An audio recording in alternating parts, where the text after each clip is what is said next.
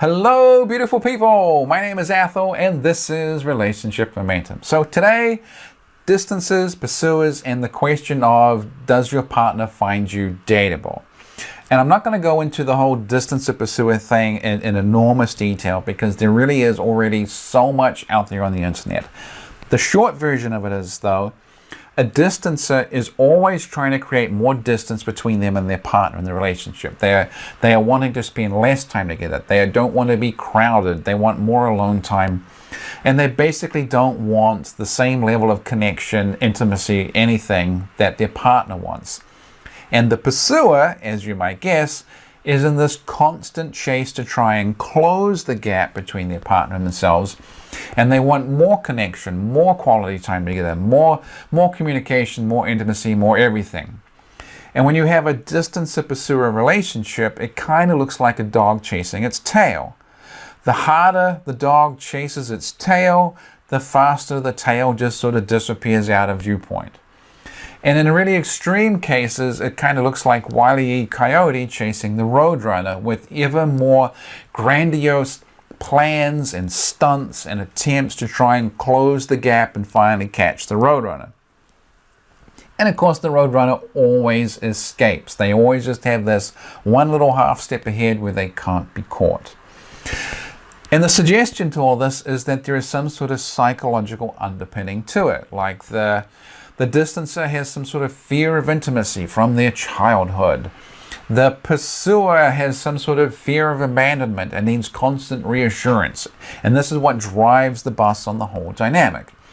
And I certainly do think that is true in a number of cases, and it may provide a great explanation.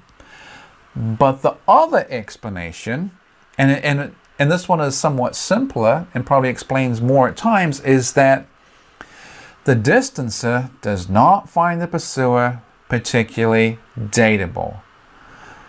If they were meeting them for the first time, they would not be handing out their phone number. They would not be agreeing to spend more time together. They would be saying, thank you, but let's just be friends. Let's not hang out to the same degree.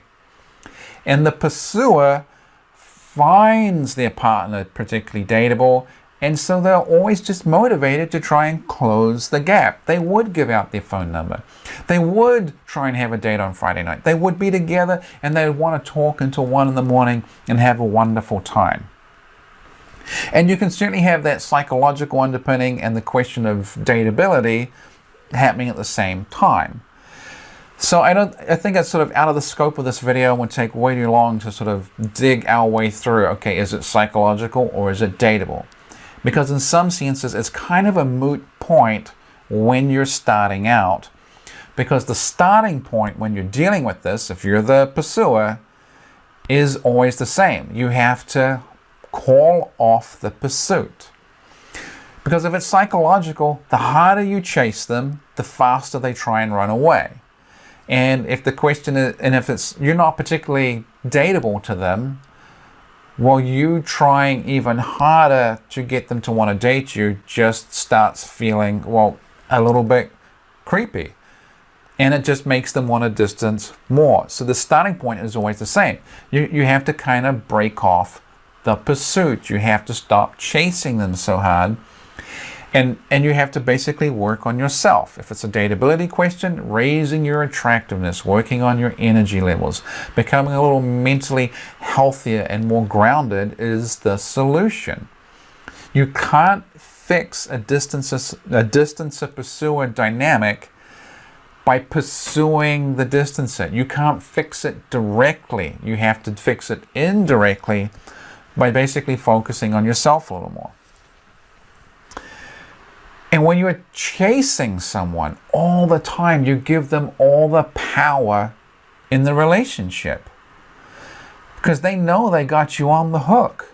They know that they can snap their fingers and you'll be right there doing the thing they want. And often they get a pretty big payoff from this dynamic. The distancer can get a pretty big payoff, usually in the sense of they get out of doing a few tasks they may not really want to do. So if you're trying to pursue them and they don't really want to be caught and they're saying, oh my God, I need space and the problem is you're always smothering me, I need alone time, I need to get out, and I'm going now. I'm getting out now because you're intolerable. And then they walk out of the house and then they spend 3 or 4 hours in their evening by themselves. Okay, well, maybe they did need space. But you know what? You're back at home. You're cooking dinner for the kids. You're doing the laundry. You're doing all the dishes. You help them with homework. And you do 3 or 4 hours of productive work. And then your partner walks back in the door and they've gone to the park or the library, or they've had a cup of tea somewhere at a coffee shop or whatever it is, and they're rested and refreshed because they didn't do any of these big chores. Sometimes the distancer can really get a payoff from basically acting like they are tired of being smothered. So again, if you stop chasing so hard, it doesn't give them these opportunities to get out of these tasks so much. There is less of a reward for them. So the starting point is always the same. You've got to stop chasing them so hard. And working on yourself, increasing your attractiveness, raising your energy level, these are all good things. There are no downsides to them. Nothing's going to particularly blow up because of it. These are all fine things to do for you. It's totally fine. Stop chasing, work on yourself, and then see what they do. And then see what they do.